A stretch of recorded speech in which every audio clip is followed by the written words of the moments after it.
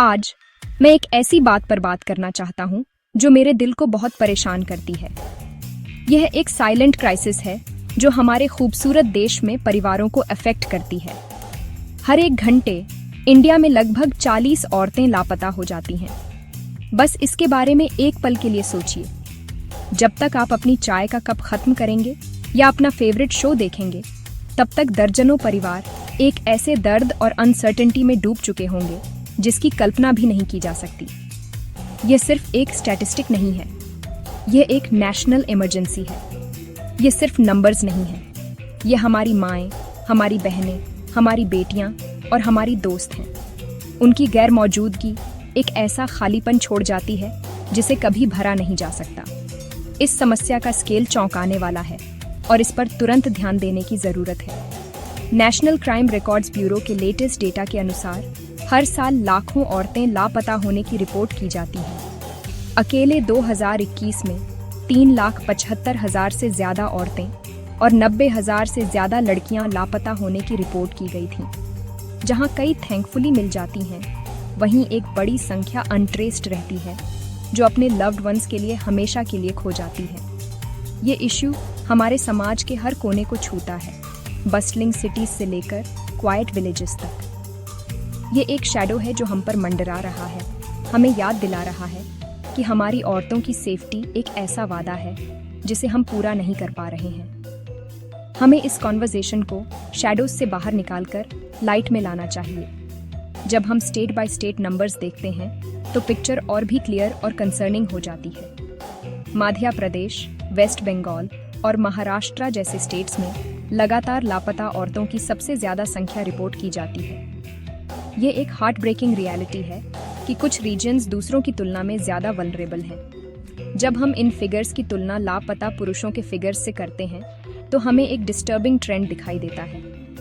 पुरुषों और लड़कों की तुलना में कहीं ज्यादा औरतें और लड़कियां लापता होती हैं, जो उन स्पेसिफिक डेंजर्स और वल्नरेबिलिटीज की ओर इशारा करता है जिनका सामना औरतें हमारे समाज में करती हैं। यह सौरों की कंपटीशन नहीं है, बल्कि एक क्लियर सिग्नल है कि हमें उन यूनिक चैलेंजेस को एड्रेस करना चाहिए जो हमारी औरतों को इतने हाई रिस्क पर डालते हैं। ये क्राइसिस उन डीप रूटेड सोशल इश्यूज का एक रिफ्लेक्शन है जिनका हमें मिलकर सामना करना चाहिए। ये हम में से हर एक के लिए एक कॉल टू एक्शन है। माओं के तौर पर, पेरेंट्स के तौर पर और रिस्पॉन्सिबल सिटीजन्स के तौर पर हम आंखें नहीं फेर सकते।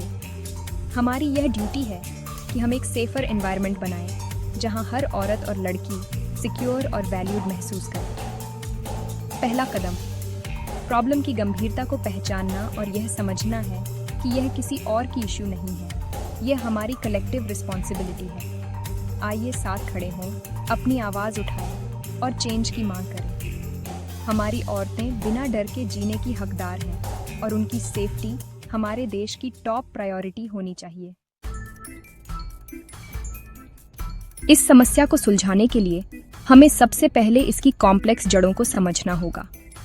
ऐसा कोई एक कारण नहीं है कि इतनी सारी औरतें क्यों लापता हो जाती हैं, बल्कि यह इंटरकनेक्टेड इश्यूज का एक जाल है।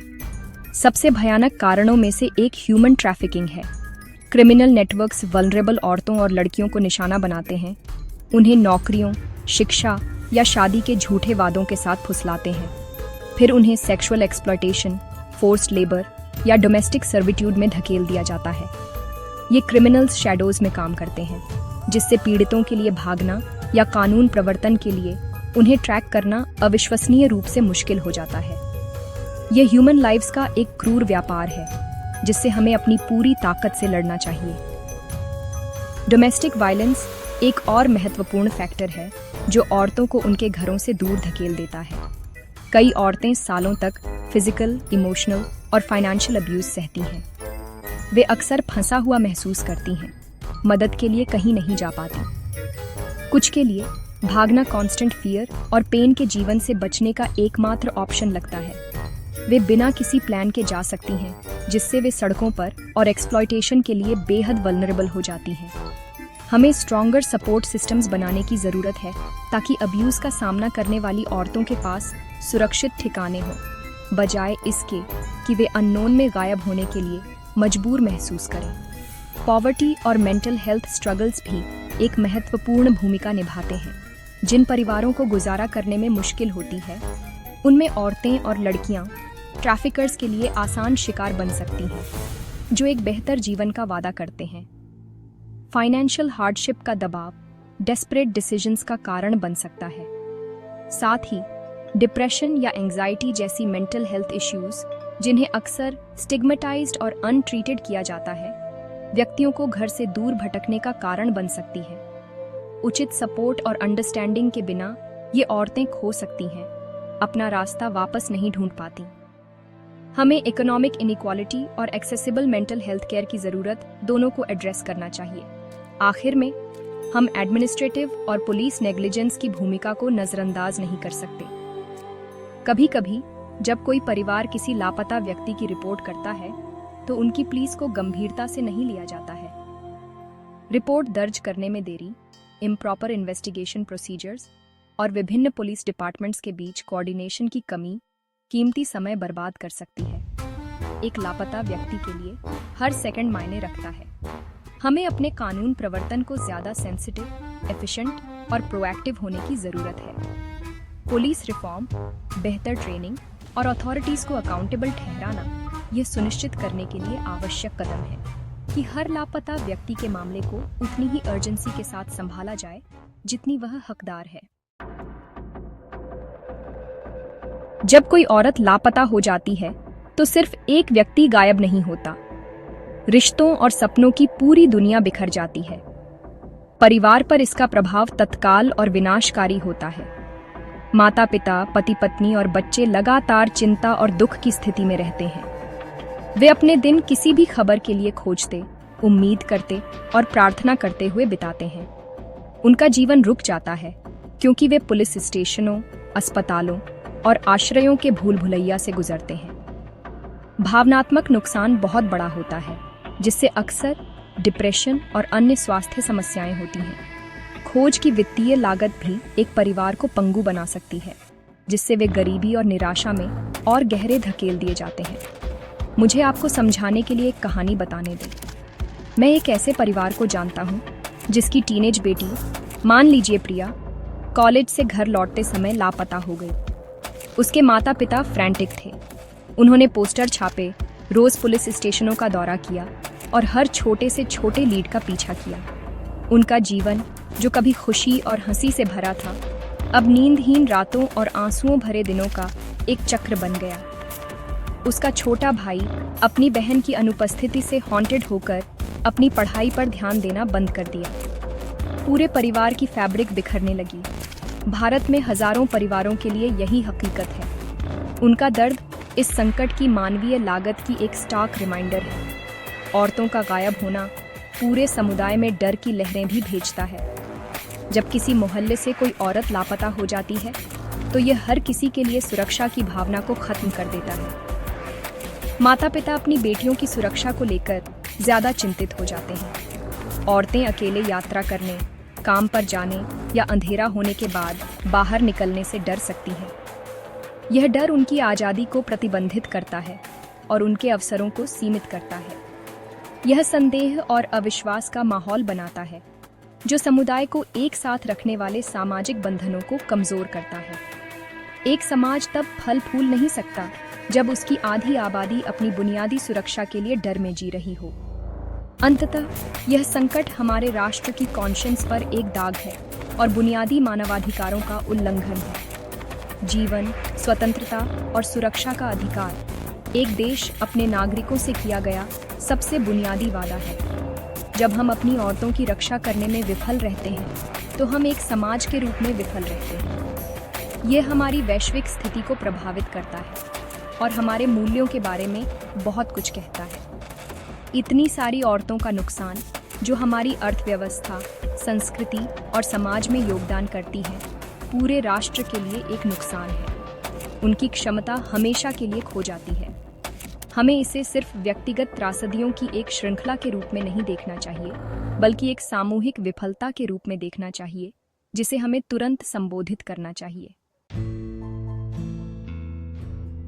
हालांकि समस्या बहुत बड़ी है, लेकिन यह होपलेस नहीं है। अगर हम मिलकर काम करें, तो हम बदलाव ला सकते हैं। सबसे पहले हमें ह्यूमन ट्रैफिकिंग के खिलाफ मजबूत कानूनों और स्ट्रिक्टर एनफोर्समेंट की जरूरत है। ट्रैफिकिंग के लिए सजा इतनी सख्त होनी चाहिए कि यह एक असली डिटरेंट का काम करे। हमें पुलिस रिफॉर्म्स की भी जरूरत है जो यह सुनिश्चित करें कि हर लापता व्यक्ति के मामले को संवेदनशीलता और अर्जेंसी के साथ संभाला जाए। इसमें राज्यों में मामलों को ट्रैक करने के लिए बेहतर डेटा मैनेजमेंट सिस्टम्स और नेग्लिजेंस के लिए जीरो टॉलरेंस पॉलिसी शामिल है। आइए हम अपने नेताओं और कानून प्रवर्तन एजेंसियों से अकाउंटेबिलिटी की मांग करें। अवेयरनेस हमारे सबसे शक्तिशाली उपकरणों में से एक है। हमें ह्यूमन ट्रैफिकिंग के खतरों, डोमेस्टिक अब्यूज के संकेतों और मेंटल हेल्थ के महत्व के बारे में लोगों को शिक्षित करने के लिए राष्ट्रव्यापी अभियान चलाने चाहिए। स्कूल, काम करने की जगहें और कम्युनिटी सेंटर्स सभी को इस बातचीत का हिस्सा होना चाहिए।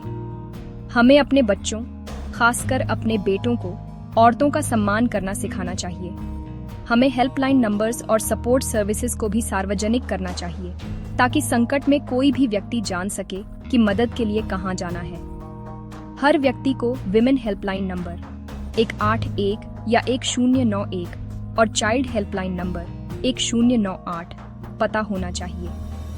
नागरिकों के तौर पर हमारी एक महत्वपूर्ण भूमिका है। अपने समुदायों में विजिलेंट रहें। अगर आपको कुछ सस्पिशियस दिखाई देता है, जैसे कोई बच्चा या औरत जो परेशान दिखती है या किसी के द्वारा नियंत्रित की जा रही है, तो पुलिस को रिपोर्ट करें। अगर आपके पड़ोस में कोई परिवार किसी लव्ड वन की तलाश कर रहा है, तो उन्हें अपना सपोर्ट दें। आइए एक ऐसी संस्कृति बनाएं जहां हम एक दूसरे का ख्याल रखें। आपकी अवेयरनेस और करेज बहुत बड़ा बदलाव ला सकती है।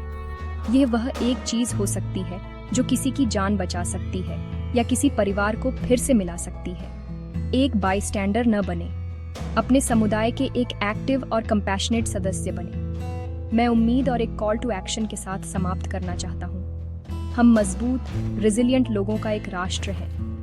हम माँओं और पिताओं का एक राष्ट्र हैं जो अपने बच्चों से बहुत प्यार करते हैं। आइए उस प्यार को एक्शन में बदलें। आइए भारत में हर औरत और लड़की के चारों ओर एक सुरक्षा चक्र, अ सर्कल ऑफ सेफ्टी बनाएं। आइए सुनने, विश्वास करने और कार्य करने का वादा करें। आइए अपनी बेटियों को बहादुर और अपने बेटों को दयालु होना सिखाएं। साथ मिलकर हम इस टाइड को मोड़ सकते हैं। आइए एक ऐसे भविष्य की ओर काम करें जहां किसी माँ को अपनी लापता बेटी के लिए रोना न पड़े और हर औरत आज़ादी से, सुरक्षित रूप से और डिग्निटी के साथ चल सके।